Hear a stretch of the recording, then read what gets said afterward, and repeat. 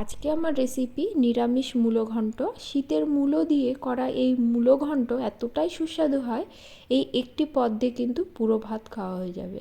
মূলো ঘন্ট শুরু করার আগে আপনাদের কাছে একটি অনুরোধ, ভিডিওটি ভালো লাগলে লাইক কমেন্ট করবেন এবং সাবস্ক্রাইব করে পাশে থাকবেন। আমি এখানে সাদা মূলো নিয়েছি, মূলোটা ভালো করে পরিষ্কার করে ধুয়ে নেব, তারপরে বানিয়ে নেব। আমি হাত দিয়ে বানিয়েছি, একটু ঝুরি ঝুরি করে বানাতে হবে। একেবারে গ্রেট করে নিলে কিন্তু গলে যেতে পারে, সেজন্য হাত দিয়ে যতটা পারবেন ঝুরি করে বানিয়ে নেবেন। অল্প লবণ দিয়ে মূলোটা ভালো করে চটকে রেখে দেব। এছাড়াও নেব আলু, এখানে আমি একটি বড় মাপের আলু ডুমো করে কেটে নিয়েছি, আর একটি টমেটো কেটে নেব। বাটির মধ্যে নিয়ে নেব হাফ চামচ জিরে গুঁড়ো, হাফ চামচ ধনে গুঁড়ো, হলুদ এবং লঙ্কার গুঁড়ো। অল্প জল দিয়ে পেস্ট করে রেখে দেব। ঝালটা আপনাদের মাপ মতো কিন্তু যোগ করবেন।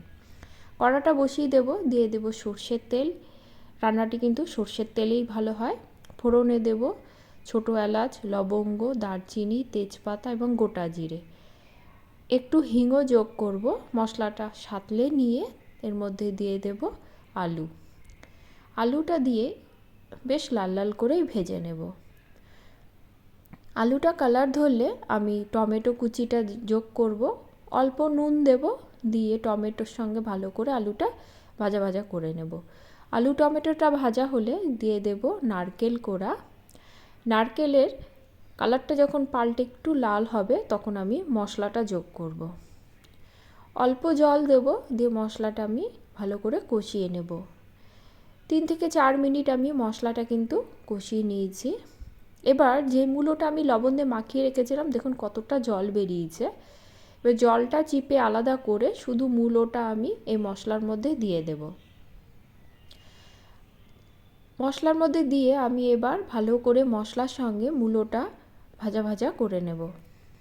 3 থেকে 4 মিনিট আমি মূলোটার সঙ্গে মশলাটা বেশ ভাজা ভাজা করে নিয়েছি। গ্যাসের ফ্লেম কিন্তু একদম লোতে আছে। এবার দিয়ে দেব হাফ চামচের মতো আদা বাটা। আমার মূলোর পরিমাণটা কম, সেই জন্য কিন্তু মশলাটাও আমি কম দিয়েছি। আপনাদের মূলোর পরিমাণ অনুসারে মশলাটা কম বেশি করে নেবেন। আদা দিয়ে মশলাটা ভালো করে কষিয়ে নেব। নিয়ে ঝালের জন্য 4-5টা কাঁচা লঙ্কা দিয়ে আমি ঢাকা দিয়ে 2 থেকে 3 মিনিটের মতো রেখে দেব। ঢাকা খুলে দেখে নেব, দেখুন জলটা কিন্তু আমার পুরোপুরি শুকিয়ে গেছে, আর মূলোটাও কিন্তু বেশ ভাজা ভাজা হয়ে গেছে।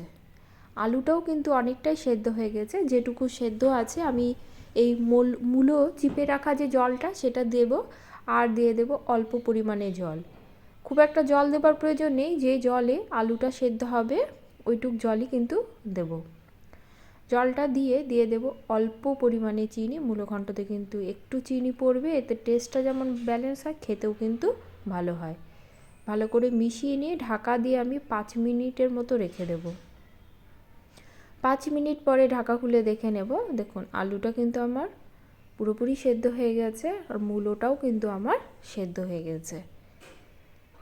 3 থেকে 4 মিনিট আমি আরও ভালো করে ভাজা ভাজা করে নেব। যেহেতু ঘন্ট একটু মাখা মাখাই কিন্তু ভালো লাগে, তাই আমি ছোটো চামচের হাফ চামচের মতো ময়দা যোগ করব, দিয়ে ভালো করে মিশিয়ে নেব। ময়দাটা দিলে কিন্তু ঘন্টটা বেশ আঁটো আঁটো হয়। দিয়ে দেব অল্প গরম মশলার গুঁড়ো, আবারও ভালো করে মিশিয়ে নেব। 1 মিনিটের মতো মিশিয়ে নিয়েছি, দেখুন মূলোটা কিন্তু আমার রেডি। এবার আমি দিয়ে দেব 1 চামচের মতো ঘি। ঘিটা দিয়ে আবারও ভালো করে মিশিয়ে নিয়ে আমি ঢাকা দিয়ে 1 মিনিটের মতো অপেক্ষা করব। আজকের এই মূলো ঘন্ট রেসিপিটি যদি আপনাদের ভালো লাগে, বাড়িতে তৈরি করার অনুরোধ রইল, এবং কমেন্টে কিন্তু আমাকে অবশ্যই জানাবেন। ঢাকা খুলে দেখে নেব, দেখুন আমার কিন্তু মূলো ঘন্ট রেডি। এবার পরিবেশনের পালা। আজ তাহলে এ পর্যন্তই, দেখা হবে পরের কোনো রেসিপি নিয়ে। সকলে ভালো থাকবেন, ধন্যবাদ।